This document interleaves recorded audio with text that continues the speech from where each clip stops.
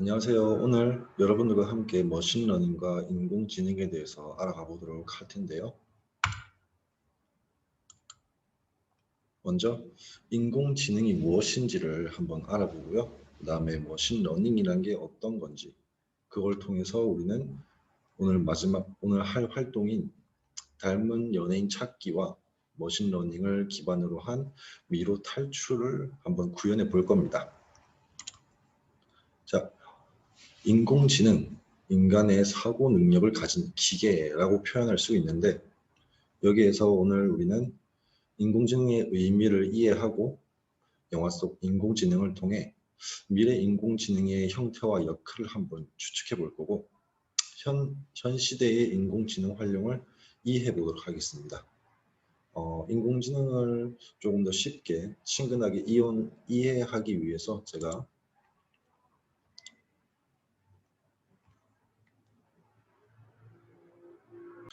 인공지능은 인간의 사고 능력을 가진 기계로서 오늘 우리가 같이 배워보면서 알아나갈 건 인공지능의 의미를 이해하고 영화를 통해서 인공지능이 미래에 어떻게 될 것인가 또 현재 우리가 인공지능을 어떻게 활용하고 있는가도 한번 알아보겠습니다.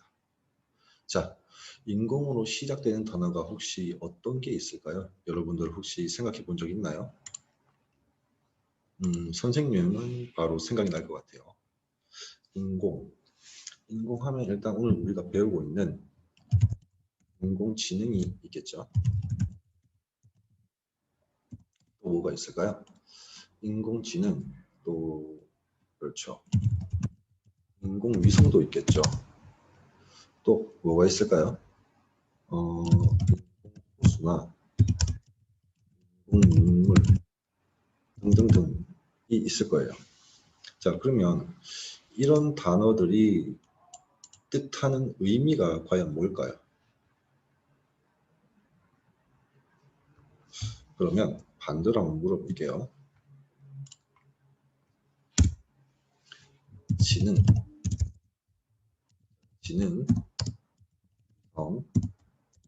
수.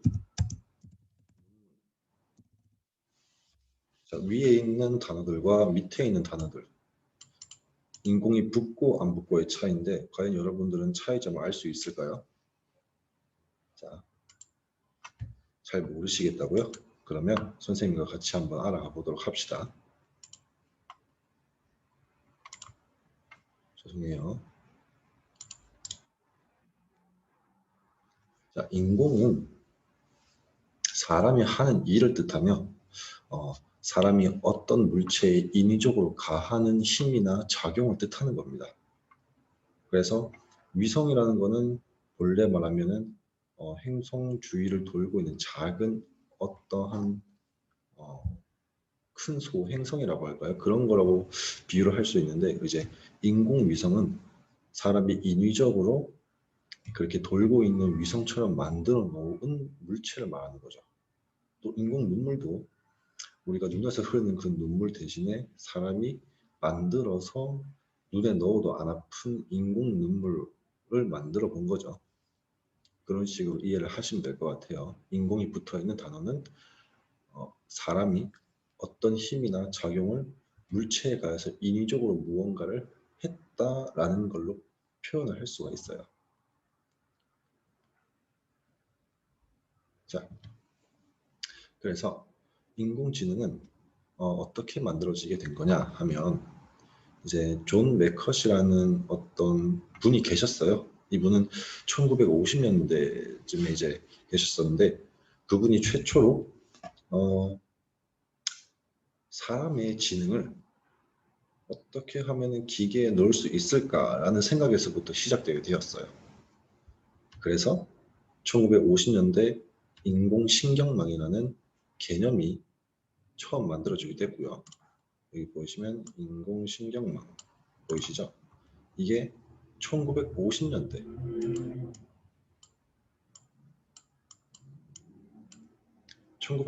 만들어진 개념이에요. 이 기술이 점차 발전해서 인공지능이 완성이 된 건데 이 인공지능을 만들기 위해서는 보시다시피 빅데이터도 있어야 되고 머신러닝이라는 것도 있어야 돼요. 여러분들 아직 머신러닝이 어떤 건지 잘 모르시겠지만 간단하게 설명드리고 뒤에서 한번 짚어보도록 하죠.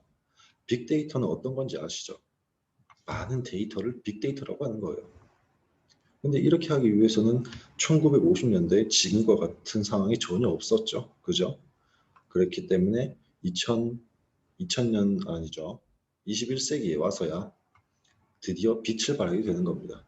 인터넷의 보급, 그리고 컴퓨터의 보급을 통해서 전 세계에 있던 수많은 데이터가 인터넷을 통해서 빠르게 각 컴퓨터로 이동이 될 수 있게 되는 거죠. 그래서 빅데이터가 완성이 됐고요. 머신러닝이라는 거는 이제 차차 발명되면서 이제 발전되게 된 건데 이거는 나중에 또 설명드리기로 하고요.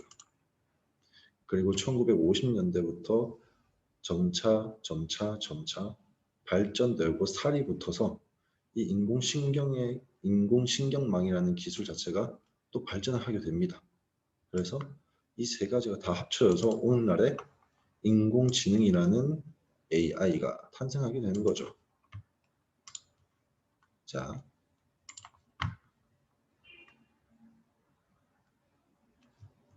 그러나 아까 말씀드렸다시피 지금은 지능적 기계라는 이 정확한 개념이 모호합니다. 그래서 사람마다 인공지능에 대한 다양한 정의가 각자 다르게 돼요.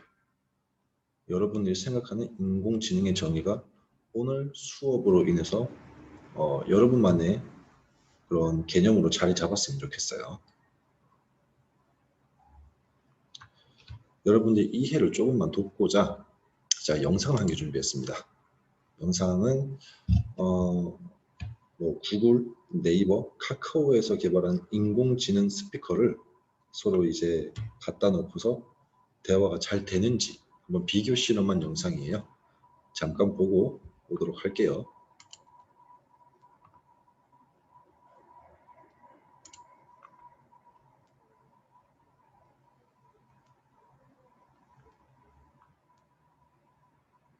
광고 조금만 보고 가실게요. 애들이 울어요. 좀 앞당길게요. 한국의 대통령이 누구야? 누군지 기억이 안 나요. 오케이 구글 그렇군요. 오키도키.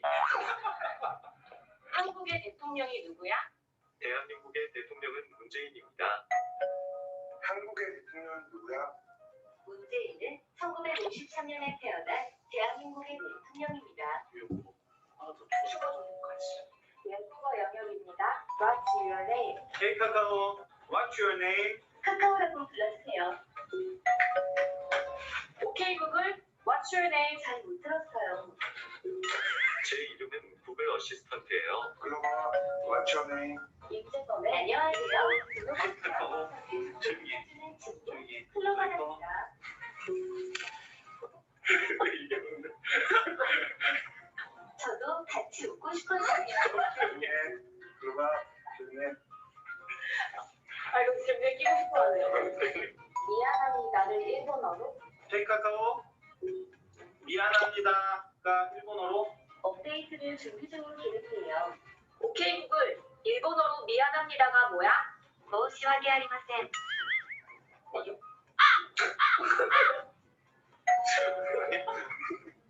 미안합니다를 일본어로 고멘나사이요. 고멘. Who is Korean president? Hey 카카오, who is Korean president? 신조어 문제입니다. Hey 카카오, 갑분싸가 무슨 뜻이야? 단어를 찾지 못했어요. 오케이 구글 갑분싸가 무슨 뜻이야? 죄송합니다. 어떻게 도와드려야 할지 잘 모르겠어요. 좋은 방법을 찾을 수 있을 거예요. 고마워요. 맡겨주세요. 갑분싸가 무슨 뜻이야? 갑분싸에 대한 사연입니다. 1. 갑자기 분위기 쌓여진다. 검색을 잘한다 이게.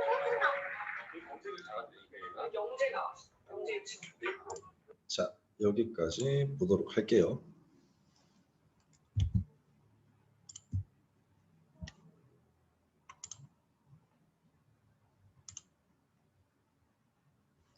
자, 우리가 방금 본 인공지능 AI 스피커는 약 인공지능이라고 부릅니다. 들어는 보셨는지 모르겠는데, 자, 약하다 할 때 그 약 맞아요. 약 인공지능인데 인간의 지능, 감정 구현과는 무관합니다. 자, 보시면 최상의 결과 도출이 목적이에요. 그래서 묻는 거에 답하거나 혹은 지정된 기능만 수행할 수 있죠. 혹시 여러분들 알파고 대결하는 그 뉴스 보셨나요? 그렇게 수백만 번의 대국을 둔 알파고 또한 약 인공지능이라는 겁니다. 약해서 약한 것도 있지만 이 약이라는 의미가 결코 약해서가 아니라 어떤 뭔가 좀 부분적인, 다 할 수 없고 부분적인 것만 할 수 있다는 거에서도 약이라는 표현을 쓰거든요. 그래서 이 알파고라든가 딥블루라는 것도 있고요. 자율주행 인공지능, 유튜브 알고리즘, 번역기도 딱 그 한 가지의 역할만 할 수 있는 인공지능이기 때문에 우리는 약 인공지능이라고 부를 수가 있습니다. 그렇다면 약이 있으면 강약도 있겠죠. 자, 강을 한번 보면은, 자, 인간과 동일하거나 그 이상의 지능의 감정을 소유하고 있다라는 건데, 과연 인간 이상의 지능을 가진 인공지능이 나타날 거라는 것도 선생님은 좀 반신반의하고 있고요. 그리고 자, 이제 프로그램을 기반으로 판단을 통해서 인간처럼 기능이 수행하라는 거죠. 아니, 무슨 말? 그냥 인간이라고 보시면 돼요. 안에 뭐 심장, 뭐 내장 이런 거는 없지만 다 기계지만은 모든 것이 인간처럼 될 수 있는 죄송합니다. 인간처럼 수행할 수 있는 것을 강인공지능이라고 합니다. 보통 영화나 애니메이션에 많이 나오죠. 그죠? 여러분들이 봤던 터미네이터라든가요. 이제 인공지능이 어떻게 점차 개발이 되고 사회에서 인공지능이 어떻게 좀 더 보급화가 되었는지를 나타내주는 그래프인데 조금만 설명을 드리면 여기 아까 선생님이 말씀드렸다시피 AI의 개념 정립, 즉 인공신경망이라고 하죠. 아까 그 인공신경망이라는 게 1956년, 1950년대에 정립이 됐어요. 그런데 얘를 막 어떻게든 해보려고 했지만 그게 시대에 받쳐주지 않았죠. 암흑기가 2번이나 생깁니다. 왜냐하면 우리는 인터넷도 없었고요. 글씨를 못 쓰네요. 미안해요. 넷도 없었죠. 또 뭐가 없었죠? 그렇죠. PC도 없었어요. 컴퓨터가. 이 시대 때는 뭐 마차나 끌고 다녔죠. 사람들이. 아무것도 없었어요. 그렇기 때문에 이제 와서야 이 시점에 와서야 서서히 그래프가 올라가는 모습이 보여지게 됩니다. 자, 여기 보면은 우리가 잘 알고 있는 여기 있죠. 알파고, 바둑 우승. 여기서부터 우리 대한민국이 인공지능에 대한 붐이라고 해야 될까요? 아, 인공지능이 이제 미래 산업혁명, 4차 산업혁명의 열쇠다 라고 생각하고 그때부터 인공지능 개발이 막 들어간 겁니다. 우리도. 이런 식으로 그래프가 그려지고요. 나중에 가서는 여기 보시는 것이피 유사전이 학습 AI라든가 비지도 학습 AI, 즉 인간을 넘어서는 차세대 AI 기술로 발전할 수 있다라는 걸 보여주는 그런 그래프라고 보시면 돼요. 자, 아까 제가 말씀드렸던 인공지능 중에서 강인공지능이 있겠죠. 그 강인공지능을 대표적으로 설명할 수 있는 부분이 바로 터미네이터라는 거죠. 아비백, 언젠간 돌아오는 그분을 기다리면서 이렇게 영화를 보고 했었는데 자의식기에는 인류의 최대의 적 스카이넷, 로봇의 사물직을 어기고 인간을 무차별적으로 공격한다라는 인공지능이 정말 인간의 지능을 딱 뛰어넘어서 그 인공지능이 인간을 판단했을 때 인간을 억압하고 공격하는 게 오히려 더 뭔가 세계를 위해 나은 일이다라고 판단을 했기 때문에 이 영화 속에서는 터미네이터가 사람들을 이제 학대하고 좀 뭐라 해야 될까요? 좀 억압하는 내용이 좀 많이 나오죠. 네, 로봇의 3원칙은 이렇게 되어 있고요. 그렇게 중요하지 않으니까요. 그다음에 AI라는 또 영화도 있습니다. 이 AI라는 영화는 감정을 느끼며 사람이 되고 싶다는 꿈을 가진 인공지능이에요. 그러니까 사람처럼 느끼다 보니까 나는 로봇인 걸 인지를 하고 근데 사람들은 저렇게 잘 사랑을 하고 살아가는데 왜 나는 그러지 못할까? 라는 거에서 이 나도 사람처럼 되고 싶다라는 꿈을 가지게 된 인공지능의 이야기를 영화로 담은 거죠. 이제 이 두 영화를 들으면서 얘기를 드리고 싶은 거는 언젠가는 인공지능이 우리 사람의 지능을 뛰어넘어서 진짜 사람처럼 행동할 수 있는 인공지능도 나오지 않을까 라는 그런 생각에서 이제 요 두 영화를 한번 뽑아봤고요. 자, 이제 공상 영화 얘기는 그만하고 우리 현실에 있는 이제 인공지능을 한번 얘기해 보도록 하자고요. 먼저 서양에서 우리 한국에서는 이세돌께서 이제 뭐 패배를 하셔가지고 그때부터 이제 붐이 막 일어났지만 이 서양 쪽에서는 딥블루라는 인공지능이 존재를 했어요. 이 딥블루라는 거는 체스만 계속 떴어요. 체스만. 그래서 세계 체스 챔피언인 이름이 좀 기네요. 가리 카스파로프라는 분을 상대로 해서 이겼습니다. 이때 사람들은 경악을 하게 되죠.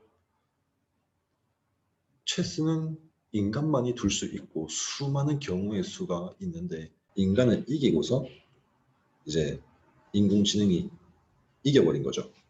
이때부터 이제 지능이 요구되는 분야에서도 인공지능을 활용할 수 있다는 걸 보여준 첫 사례가 되겠습니다. 두 번째는 뭐가 있을까요? 우리 대한민국의 이세돌 기사 알파고죠. 이 알파고는 체스 때보다는 훨씬 더 인간이 이길 거라고 장담을 했던 그런 사건들이었어요. 왜냐하면은 체스보다 훨씬 더 경우의 수가 훨씬 더 많기 때문에 이건 못 이긴다.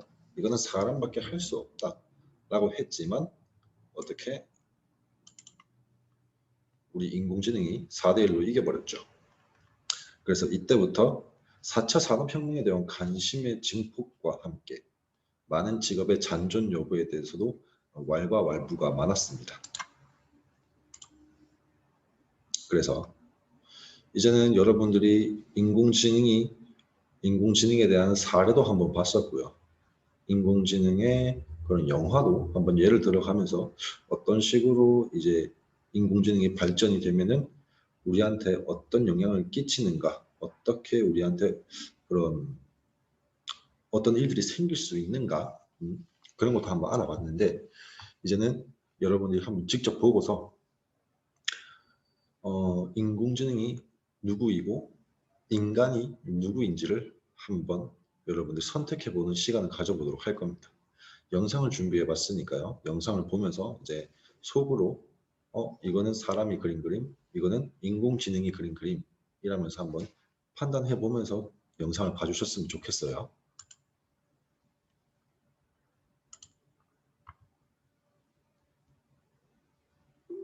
여기 독수리를 그린 두 장의 그림이 있습니다. 이 두 개의 그림 중 어느 쪽이 더 마음에 드시는지요? 이 둘 중 하나는 인간 화가가 그린 것이고 다른 하나는 인공지능이 그린 것입니다. 자, 이번에는 나무가 늘어서 있는 풍경을 그린 그림을 한번 볼까요? 이 둘 중 하나는 인간 화가가 그린 것이고 다른 하나는 인공지능이 그린 것입니다. 나비 그림도 한번 보겠습니다. 역시 하나는 인간 화가가 다른 하나는 인공지능이 그렸습니다. 과연 사람들은 이 그림들에 대해 어떻게 생각할까요? 대학생 129명에게 물어보았습니다. 결과를 말씀드리기 전에 이 그림들이 그려진 과정에 대해서 먼저 알아보겠습니다. 인간화가 인공지능에게는 두 개의 동일한 재료 이미지가 주어졌습니다. 주어진 두 개의 재료를 활용하여 하나의 이미지로 새롭게 그려내는 과제를 수행합니다.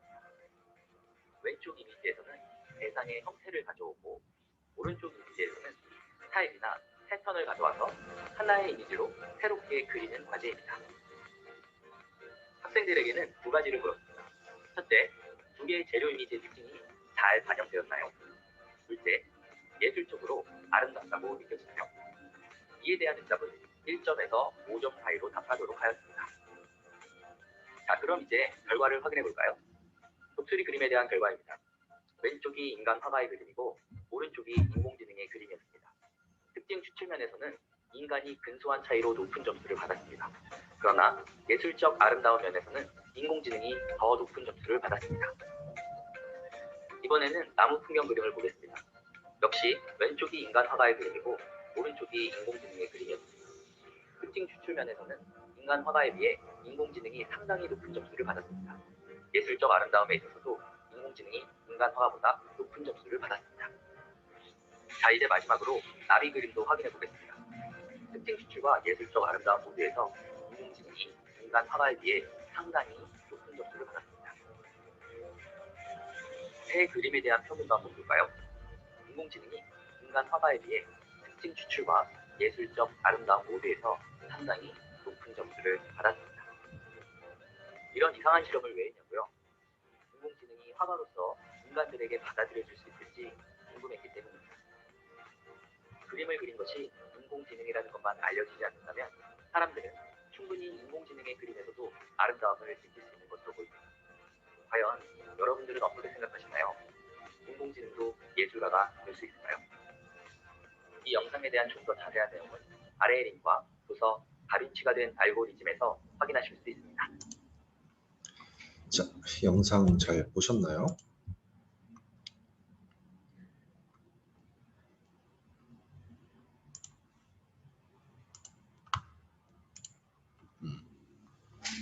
여러분은 이 영상을 보시면서 어떤 게 인간이 그린 거였고 어떤 게 인공지능이 그린 거였는지 맞출 수 있으셨나요?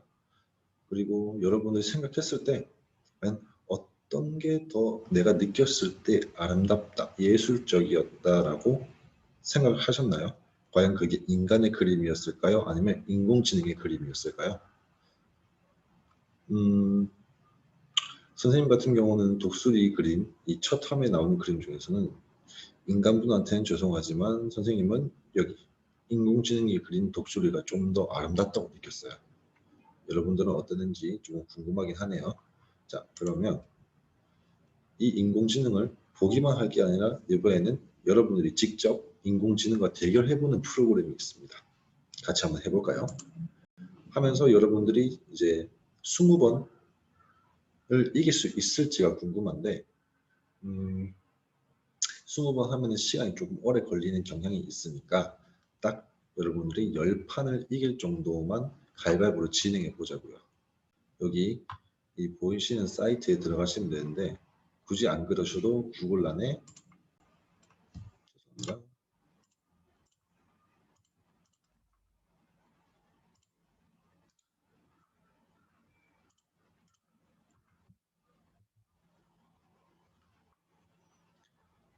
자, 구글란에 락페이퍼 시저를 치셔서 여기 이 사이트에 들어오시면 밑으로 내렸을 때 요거 보이시나요?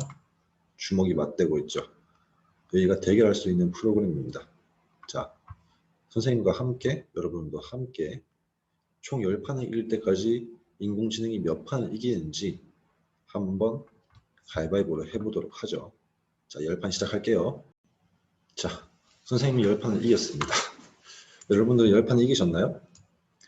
그런데 저만 그런지는 모르겠어요. 선생님만 그런지는 모르겠는데 이 선생님 10판을 이기는 동안에 이 AI 인공지능은 총 15판을 이겼습니다. 왜 그런 걸까요, 여러분? 혹시 여러분들이 생각을 해보시고 아시는 분이 있으면 채팅창을 통해서 말씀을 남겨주시거나 수업 드시면 제가 발표하는 시간을 가져보도록 할게요. 자, 여러분들이 말씀하셨던 것처럼 인공지능이란 것은 우리가 학습을 해줘야 인공지능이 조금 더 이제 발전되는 모습을 가지게 되는데, 이 프로그램도 마찬가지로 우리가 이렇게 가위바위보를 계속하는 동안에 이 인공지능은 계속해서 데이터를 모으고 있던 겁니다. 무슨 데이터를 모으고 있었던 걸까요? 과연 무슨 데이터였을까요?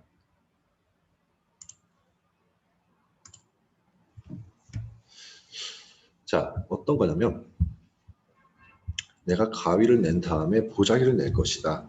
보자기를 낸 다음에 가위를 낼 것이다. 이런 것들을 인공지능이 데이터를 수집하면서 아, 이 사람은 이럴 때 이걸 내는구나. 이거 다음에는 저걸 내겠지 하면서 예측을 하는 것과 동시에 계속 데이터를 쌓아가는 겁니다. 그렇게 되면 결국 제 자신이 가위바위보를 했을 때 나오는 그 습관들을 인공지능이 알기 때문에 판이 거듭될수록 인공지능이 이겨버리는 상황이 연출되는 거죠. 혹시 여러분들은 10판을 먼저 인공지능보다 이기셨나요? 아니면 인공지능이 먼저 10판을 이겨버렸나요? 자, 다음을 넘어가면 이번엔 인공지능 자율주행 차량을 여러분들한테 소개시켜 드릴 겁니다. 간단하게 여러분들이 이제 알 수 있는 것들로만 해서 설명을 드릴게요. 자율주행 차량. 옛날에는 자율주행 차량이라는 게 나올 줄도 꿈에도 몰랐습니다. 뭐 그냥 키 꽂고 이제 부릉부릉 달리는 그런 자동차만 상상했었는데, 요 근래에 들어서 자율주행 차량이 이제 대두가 되기 시작했습니다. 화제가 됐죠. 그래서 각각이 달려있는 센서들로 인공지능이 사람을 안전하게 목적지까지 도착하게 해줄 수 있는 그런 인공지능이 개발되게 되었습니다. 아직 상용화 단계까지는 못 왔지만 거의 이제 얼마 안 있으면 몇 년 뒤에는 우리가 장거리를 가더라도 피곤해하지 않고 차에 타기만 해서 목적지만 입력하면은 인공지능이 알아서 스스로 목적지까지 이제 우리를 데려다 주는 그런 날이 곧 오지 않을까 생각해 봅니다. 자, 인공지능의 실생활에 연관된 것 중에서는 아까 말씀드린 자율주행 차량 말고도 다른 게 또 있습니다. 과연 뭐가 있을까요? 여기 이 PPT에 나오는 힌트가 많은데 뭐가 있을까요? 자, 여러분들이 핸드폰을 가지고 계시다면, 혹은 부모님, 누나, 형, 오빠가 핸드폰을 가지고 있다면은 이런 말을 하는 걸 본 적이 있을 거예요. 하이 빅스비 혹은 시리아라고 부르는 걸 한 번쯤은 들은 적이 있을 겁니다. 자, 이거는 스마트폰에 탑재되어 있는 음성 비서라는 건데요. 사용자의 음성을 학습해서 의미를 판단하고 적절한 행동을 수행하게 되는 거죠. 행동이라고 하기보다는 적절한 말 혹은 적절한 그런 검색 이런 것들을 이 빅스비가 해주게 되는 거죠. 그리고 이제 이거는 여러분들이 알려는지는 모르겠는데 좀 유명한 댓글입니다. 알 수 없는 유튜브 알고리즘은 또 나를 여기로 보냈다라는 이 댓글 하나로 굉장히 많은 웃음을 주고 있었는데, 이게 뭐냐면 유튜브를 이 사람이 봤었나 봐요. 보고 있었는데 자기가 계속 보다 보니까 내가 또 봤던 영상이 나오는데 봤던 영상 지겨우면서 계속 올려다 보다 보니 나도 모르는 사이에 영상을 밤새도록 시청을 했다는 뭐 그런 스토리인데, 왜냐하면 이렇게 왜 계속 이제 시청자가 사용자가 밤을 샐 수밖에 없었냐, 이런 거는 시청자가 그 유튜브를 봤을 때 계속해서 관심 가는 것만 보겠죠, 사람들이. 그래서 그 관심 가는 거를 이 유튜브 알고리즘이 계속 모아놨다가 이 사람이 한번 검색을 했을 때 그 검색된 거 이외에도 그와 유사한 것들, 그 사람이 관심 있어 할 만한 것들을 쭉 나열해 주는 겁니다. 그래서 계속 보다 보니 밤이 새버린 거죠. 네. 그래서 시청자의 기록을 기반으로 해서 관심 분야와 연관이 있는 영상을 추천할 수 있는 게 바로 유튜브 알고리즘입니다. 여러분들도 혹시 핸드폰을 가지고 계시다면 이런 경험을 한 번쯤 해본 적이 있을지도 모르겠어요. 선생님은 그런 경우가 종종 있답니다. 너무 피곤해요. 그러지는 마세요. 밤을 새는 건 안 좋은 겁니다. 자, 또 뭐가 있을까요? 여기 보시면은 우리가 혹시 병원에 가보셔서 뭐 CT 촬영이라고 하는 이런 걸 해봤을지는 모르겠지만 선생님은 해봤는데 딱 이렇게 나옵니다. 선생님은 매우 건강한 편이라서 이런 걸 별로 안 찍으러 가는데 여기 찍었을 때 이제 의사 선생님들이 뭐 어디가 안 좋습니다. 뭐 수술을 하셔야 됩니다. 라는 그런 말씀들을 하시잖아요. 근데 인간의 사람의 눈에 비치는 거는 이 네모 화면이 전부라서 이걸로 모든 걸 판단할 수가 없을 거예요.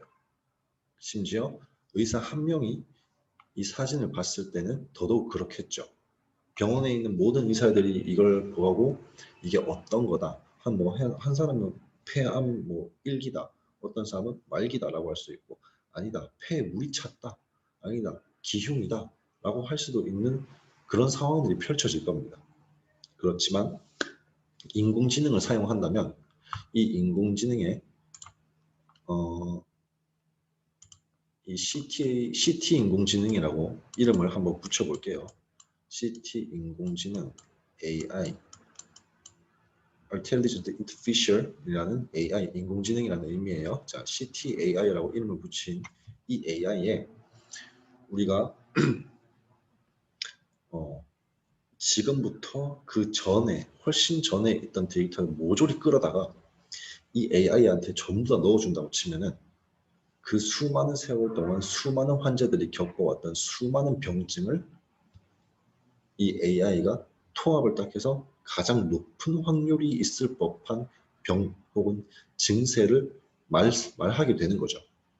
어쩌면 정말 힘들게 공부해서 의사가 된 의사님들보다도 이제는 좀 더 뛰어난 데이터 분석을 혹은 데이터 예측을 할 수 있을지도 모르겠어요. 이런 식으로도 활용될 수 있다는 거죠. 자, 이제 인공지능에 대해서 이게 인공지능이 어떤 건지를 알아봤습니다. 그죠, 여러분? 인공지능이 어떤 거죠? 대답을 못 하시고 표정이 굳어 계시는 분들은 수업을 한 번 더 들으셔도 돼요. 자, 인공지능이라는 것은 다시 한번 설명드리면 인간의 지능을 인위적으로 기계에 구현한 것을 통칭해서 인공지능이라고 합니다. AI 스피커도 마찬가지였죠. 영화에서 소개시켜드린 터미네이터도 마찬가지였고요.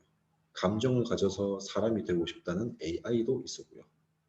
뭐 핸드폰에 있는 음성비서, 빅스비라든가 실이라든가 혹은 우리가 매일같이 보는 유튜브에 있는 유튜브 알고리즘이라든가 그 모든 것들이 인공지능입니다. 그죠? 이제 이해가 됐죠? 그렇다면 자, 인공지능이 어떻게 만들어지는가에 대해서 여러분들은 좀 알 필요가 있습니다. 인공지능은 처음부터 지능을 가지고 태어나지 않아요. 여러분들 혹시 인공지능이 처음부터 스피커를 딱 만들어 놓으니까 애가 말을 해. 우리 말을 들어. 검색을 해줘. 혹시 이렇게 생각하셨다면 그 생각은 잠시 접어두시고 제가 알려주는 대로 한번 생각을 해보시기 바랍니다. 인공지능을 우리는 구현하는 방법이 여러 가지가 있어요. 그 중에 그 구현하는 모든 방법들을 총칭합니다. 총칭하는 말이 하나 있어요. 여기 주황색깔 글씨로 적혀 있죠. 머신러닝이라는 겁니다. 머신러닝 뭘까요? 힌트 드릴게요. 기읍, 기읍, 히읗, 시읍. 맞추신 분은 제가 좋아요 한 개 올려드릴게요. 자, 머신러닝이라는 것은 기계학습입니다. 좁네요. 미안해요. 자, 기계학습. 무슨 말일까? 요거부터 한번 알고 그 다음에 넘어가도록 해보자고요. 기계학습, 기계학습 많이 들어본 것 같은데 무슨 말일까요? 자, 기계학습은 여기에 하나만 좀 넣어주시면 될 것 같아요.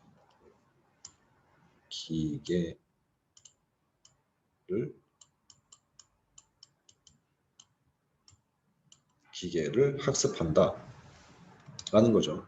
어떻게? 글쎄요. 아직 모르겠어요. 여러분도 모르겠죠.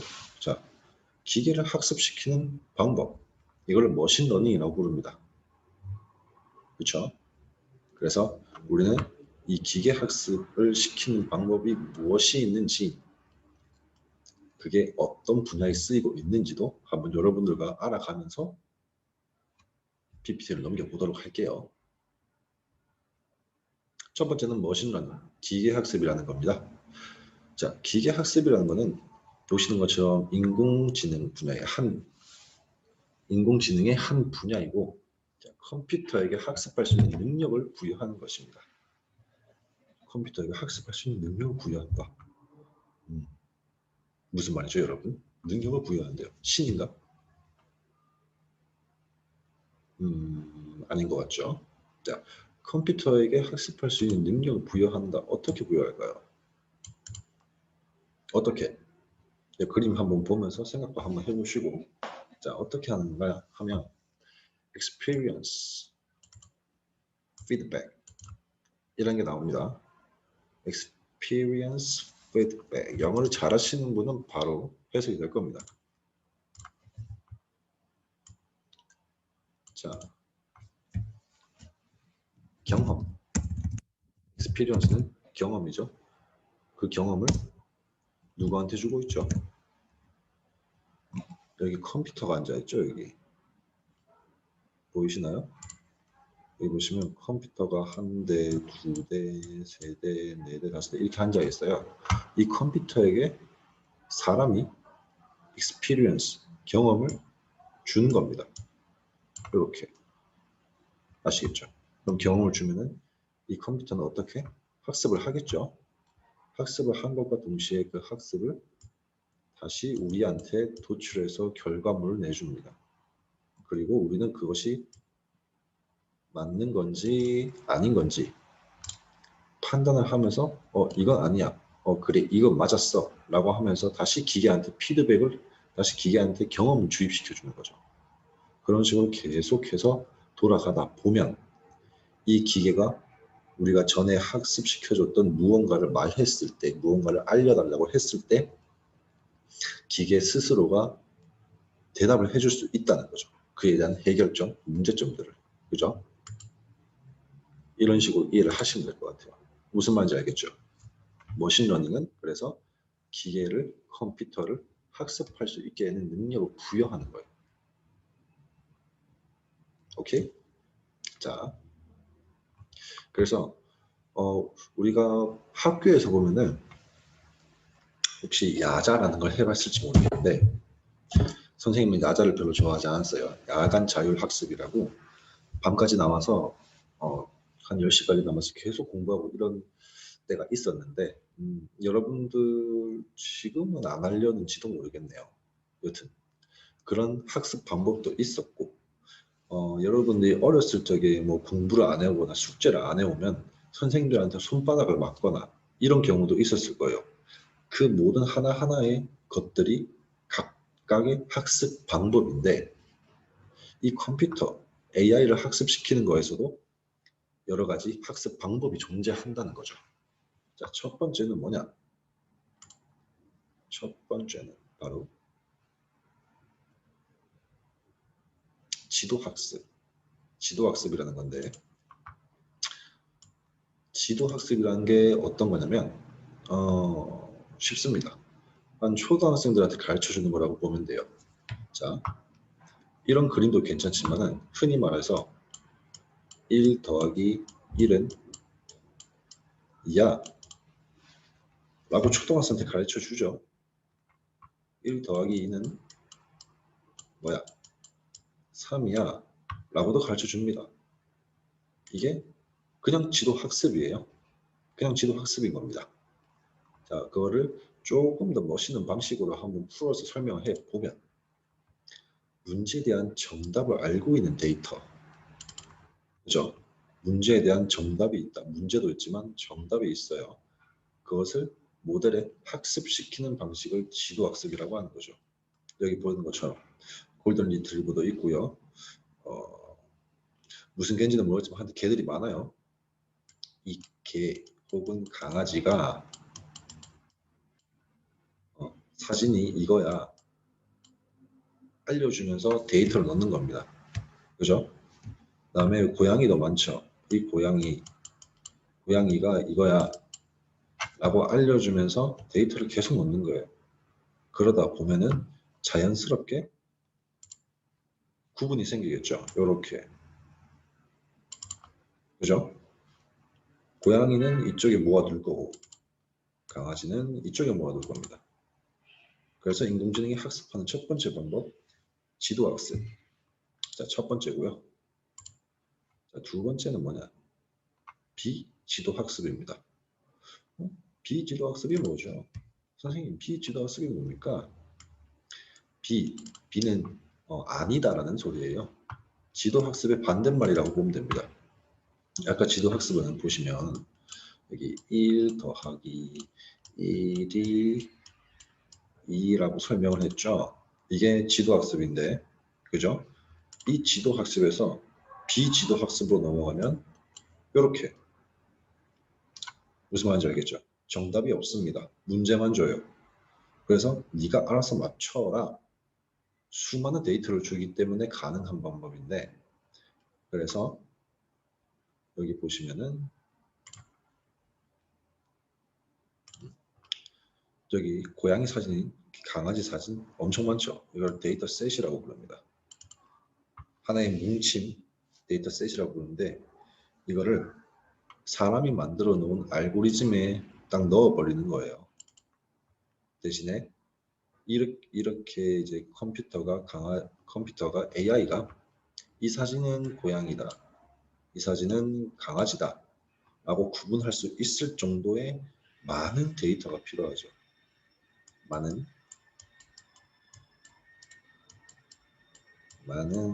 데이터가 필요할 겁니다. 그죠?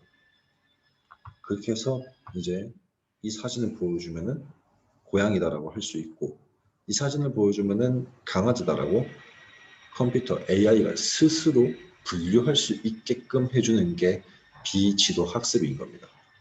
잘 이해가 안 되시죠? 자, 좀 더 쉽게 설명드리죠.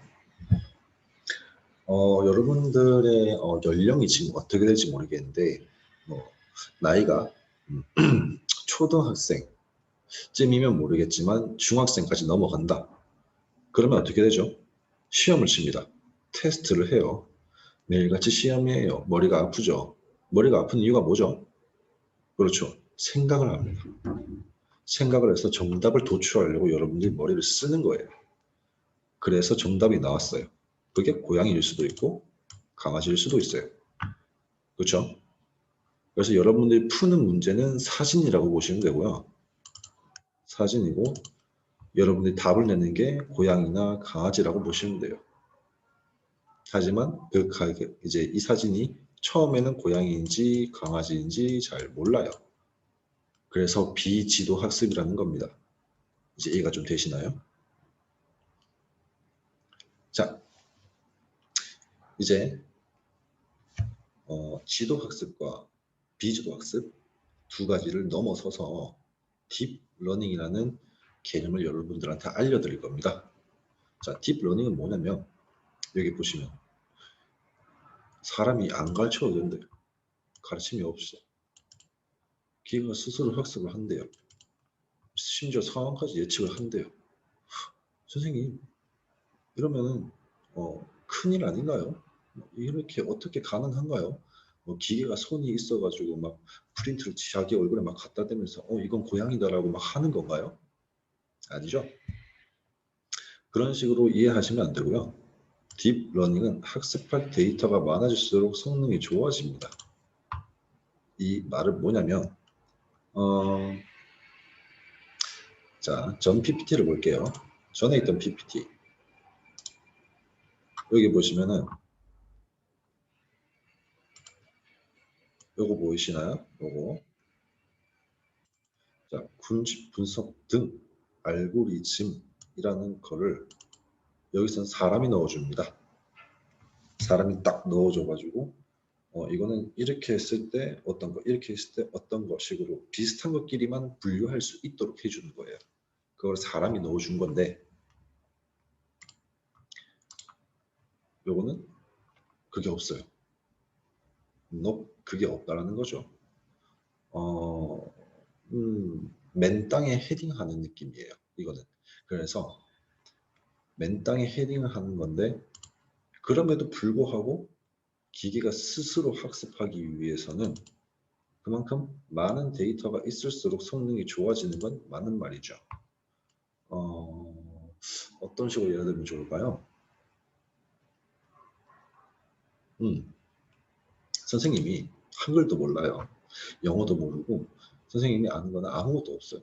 내 안에 지식이 텅 비었어요. 이게 사람인지 동물인지 봐도 구분을 못해. 그런데 그게 가능하게 되려면 제가 세월을 좀 많이 살아가면서 그죠? 수많은 사람들과 수많은 동물들을 보고 그 수많은 사람들과 얘기도 해보고 그죠? 그 수많은 동물과도 서로 교감을 해보면서 내가 내 스스로 아 이건 동물이다. 아 이건 동물의 말이다. 아 이건 사람이고 아 이건 사람의 말이다. 라고 자기 스스로가 분류를 해버리는 거예요. 이렇게 데이터를 계속 가지다 보면. 그죠? 비슷한 거는 여기에서 이 비슷한 예가 있었어. 이거인 것 같아. 이렇게 하면서 계속 학습을 해 나가는 거예요. 그게 딥러닝이라는 겁니다. 인간의 가르침이 없이 기계가 스스로 학습을 하면서 상황을 예측할 수 있는 거. 딥러닝. 그죠? 그래서 상관관계를 조금 설명드리면은 아까 여러분들이 배웠던 인공지능과 머신러닝과 이 딥러닝 세 개가 있죠. 잘 보이나요? 작발 아는데 자, 세 개가 보이는데 이 세 개는 상관관계가 있습니다. 자, 처음에는 인공지능 가장 큰 틀이 인공지능입니다. 잠깐 조금 그리면서 여러분들한테 설명을 한번 해보도록 할게요. 제일 큰 거 인공지능 쭉 잘 안되네요. 그냥 볼펜으로 할게요. 자, 인공지능 제일 큰 개념입니다. 인간의 지능을 기계 혹은 물체에 구현시킨 것, 그 모든 것을 통틀어서 인공지능이라고 하죠. 그런데 그 인공지능을 이 지능 자체를 학습시킬 수 있는 방법이 있을 거 아니에요. 그죠? 그래서 인공지능을 학습시키는 모든 방법을 또 통틀어서 머신러닝이라고 하는 겁니다. 그죠? 맞죠? 자, 근데 이 머신러닝, 배우다, 학습시키다 여기에는 총 세 가지가 있었죠. 그죠? 세 가지 뭐가 있었죠? 지도학습. 자, 비지도학습, 딥러닝. 요 세 가지가 있었죠. 이것 말고도 머신러닝을 학습시키는 방법은 여러 가지가 있지만 오늘 여러분들은 이제 이해를 좀 하기 쉬우라고 가장 대표적인 세 가지를 들고 왔어요. 자, 그렇기 때문에 자, 머신러닝을 좀 정리를 해보면 인공지능 구현을 위해서 기계를 학습시키는 것이 목적인 분야이면서 딥러닝은 머신러닝의 한 가지 방법이다.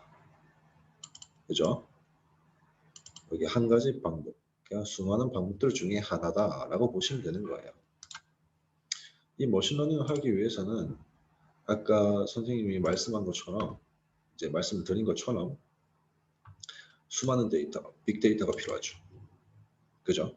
그다음에 이 빅데이터로 무엇을 할 것이고 어떻게 분류할 것인가도 필요해요. 그렇게 분류하고 이 데이터를 어떻게 사용할 것인가라는 걸 이제 데이터 사이언스 딱 이 정도까지만 알아두면 될 것 같아요. 상관관계는 이렇습니다. 자, 그래서 이 상관관계가 이루어진 프로그램이 하나가 있어요. 구글에서 최근에 개발한 프로그램 중에 하나인데 티처블 머신이라는 겁니다. 자, 이 티처블 머신인데 지금 이 티처블 머신은 총 세 가지로 학습을 시킬 수가 있어요. 첫 번째는 이제 이미지, 사진이나 영상 그다음에 두 번째는 자, 첫 번째는 사진이나 영상.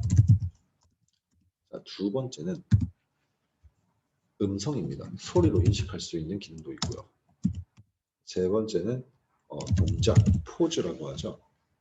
이 세 가지를 통해서 인공지능을 학습시키면서 이 인공지능이 웹캠에 지금 여기 달려있는 카메라라든가 혹은 연결시킨 웹캠에 혹은 휴대폰에 달려있는 카메라가 인식을 했을 때 이 인공지능이 판단을 하기에 어떤 것과 비슷하다, 어떤 것과 다르다라고 인공지능 스스로가 데이터를 학습한 뒤에 판단을 내릴 수가 있는 프로그램이에요.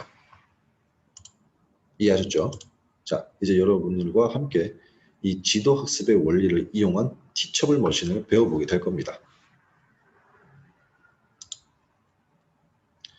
처음에 우리는 아까 설명드릴 때 여러분들과 닮아 있는 연예인이 누군지 한번 이 티처블 머신을 통해서 알아보기로 했는데 여러분들의 과연 빼어난 미모가 연예인들에게 얼만큼 먹힐지 제가 볼 땐 여러분들이 더 괜찮은 것 같은데 거짓말이에요. 자, 여튼 여러분들의 외모와 연예인들의 외모를 비교해 가면서 데이터를 분석하는 겁니다.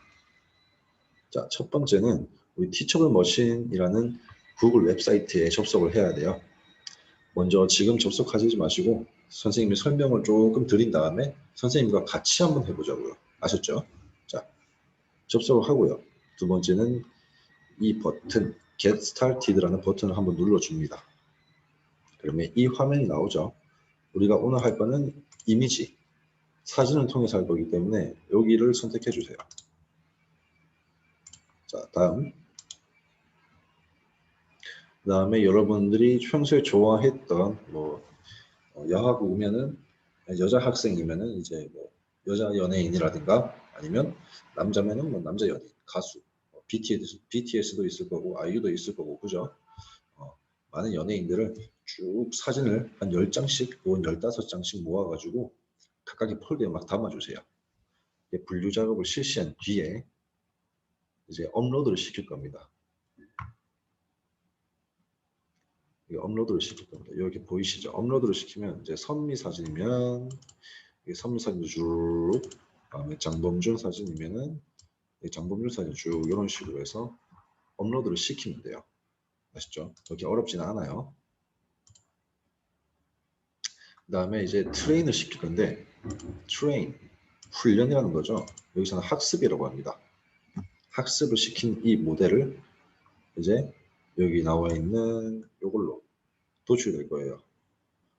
이분 남성분이신데 장범준하고 좀 많이 닮게 나온 것 같은데 모자이크 처리를 해서 잘생겼는지 안 잘생겼는지 이제 판단을 할 수가 없네요. 선생님은 장범준은 안 할 거예요.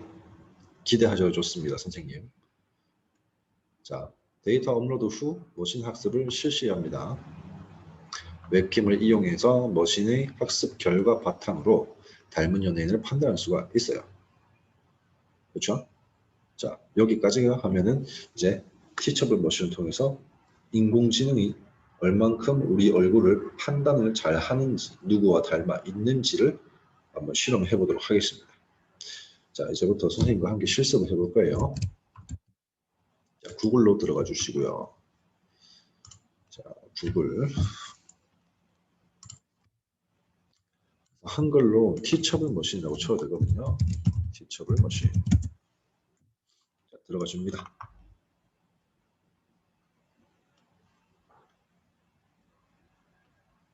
자, 여기 Get Started 밑에도 있습니다. 자, 눌러서 들어가면 여기 이미지 프로젝트, 오디오 프로젝트, 포스 프로젝트가 있죠. 오늘은 이미지 프로젝트를 할 거예요. 자, 여기서 이제 웹캠으로도 이제 사진을 찍을 수가 있고요. 그다음에 업로드 파일이라든가 사진을 이렇게 올릴 수도 있어요. 근데 이제 여러분들한테 시간을 조금 드릴게요. 여러분들이 닮고 싶은 연예인, 평소에 멋지다라고 생각했던 예쁘다라고 생각했던 연예인의 사진을 시간이 좀 많이 걸릴 수도 있으니까 딱 3명만 골라가지고 10장씩 혹은 15장씩 인터넷에 검색해서 이렇게 모아주세요. 복사해서 담아주세요. 시간 한 5분 정도만 드릴게요. 자, 다 모으셨나요?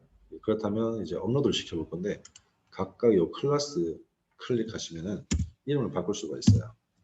아까 선미, 장범준이라고 했던 것처럼 선생님도 총 3명의 연예인을 했는데 첫 번째는 여기에 이제 이렇게 적으면은 여러분들이 분노할지 모르겠지만 박서준이라는 분을 감히 제가 한번 건드려 볼게요.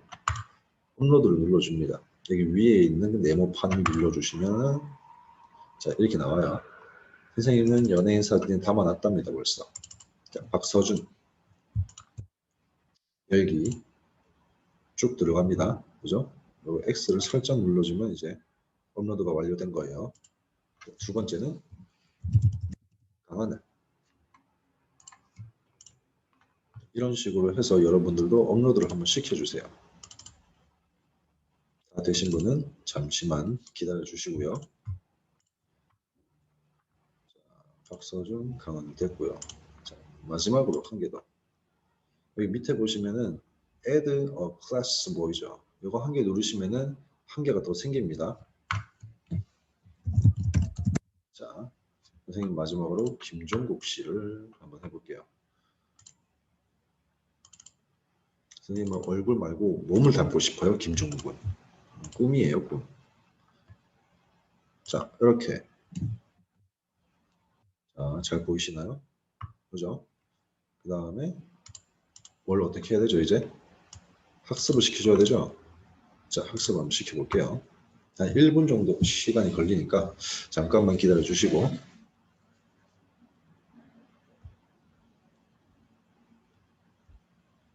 자, 이제 되고 있어요.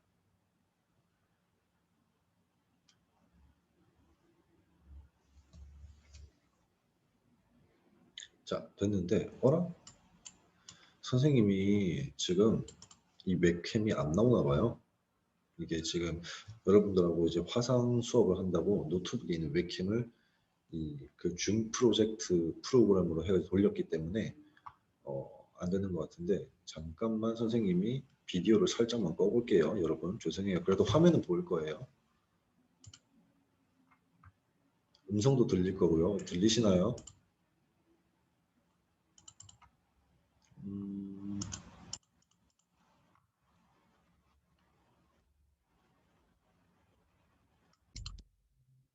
자, 여러분들 지금 카메라 웹캠을 다시 고쳤거든요. 자, 선생님이 누구하고 닮아 있는지 한번 볼게요. 이거를 이런 식으로 자 이렇게 했을 때는 저는 박수주. 자 가까이 자, 부담스러워하지 마요. 가깝게 한번 가볼게요. 이렇게 하면 강하늘. 자 이런 식으로 김종국 씨는 아쉽지만 잘 안 올라오네요. 밖에 나가니까 올라오네. 오오오오오 이런 식으로 카메라가 AI가 카메라를 통해서 인식하는 걸 그대로 실시간으로 나타내 주고 있죠. 자, 이거를 이제 선생님도 이제 음성만 들리면 그러니까 비디오를 시작해 볼게요. 이제 이렇게 하고 요거 웹캠을 선생님이 꺼야 되거든요. 이제 자 이렇게 나왔어요, 선생님. 자 이제 여러분들이 누가 누가 닮았는지를 이제 아셨죠? 그러면 이거를 친구들한테도 보일 수가 있습니다. 어떻게 보는지 선생님이 잠시 알려드릴게요. 여기 위에 익스포트 모델 보이시나요? 요거 누르신 다음에 여기 업로드 마이 모델 한번 눌러주세요. 조금만 지나면 여기 우측에 저 카피 생기죠? 이거. 자, 요거 누르신 다음에 자, 누르셨죠? 이제 어떻게 하냐면 누르신 다음에 여러분들 그 노트북에 혹은 컴퓨터에 카카오톡이라든가 그게 깔려 있으면 친구들한테 톡방에 들어가셔가지고 링크를 그대로 붙여 넣어 보세요. 그러면은 그 친구가 링크를 클릭하면은 이 카메라가 핸드폰에 있는 이 카메라가 자동적으로 이제 오픈이 되면서 여러분들 얼굴을 인식함과 동시에 어플이 진행이 될 거예요. 누가 얼만큼 닮아 있는지를 이제 그렇게 하시면서 서로가 누가 닮아 있다, 누가 더 잘생겼다, 역시 나는 연예인이야 라면서 이렇게 노는 것도 재밌는 방법일 것 같고요. 자, 여기까지가 티처블 머신을 통해서 여러분들이 인공지능 어플을 한번 만들어보는 시간을 가져봤습니다. 자, 여기까지 하고 잠깐 쉬었다가 조금 더 어려운 인공지능 수업을 해볼 텐데 여러분들의 손동작을 인공지능에 인식시켜서 컴퓨터 속에 있는 캐릭터가 여러분의 손대로 움직일 거예요. 그렇게 움직여서 그 목적지에 도달하게 하는 그런 프로그램을 한번 해보려고 합니다. 좀 쉬신 다음에 다음 수업을 진행하도록 할게요. 감사합니다.